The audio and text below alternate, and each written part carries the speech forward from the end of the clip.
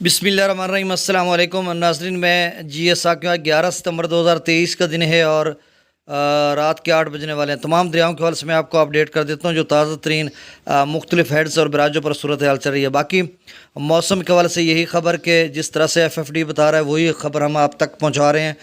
और Pakistan meteorological department भी कि 15 सितंबर से लेकर 21 सितंबर तक बारिशों की पेशगोई की जा रही है। तो अब देखो कितनी बारिशें आती हैं। बाकी दरियाओं का जो डाटा है वो मैं आपसे शेयर कर देता हूँ।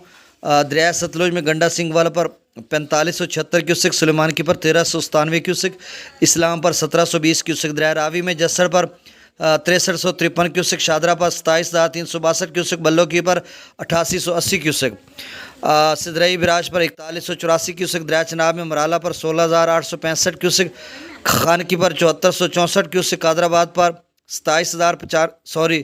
कादराबाद पर 27,095 क्यूसिक, त्रिमुबराज पर 0, पंजनद पर 20,178 क्यूसिक, दरिया जिला में मुजफ्फराबाद पर 1610 क्यूसिक, डोमिल पर 3850 क्यूसिक, चत्रकलास पर 8590 क्यूसिक, आज़ाद पत्तन पर 18,760 क्यूसिक, कोटली पर 1330 क्यूसिक, मंगला डैम से जो खराज किया जा रहा है वो 54,036 क्यूसिक, रसूलपुर से खराज 19,705 क्यूसिक किया जा रहा है।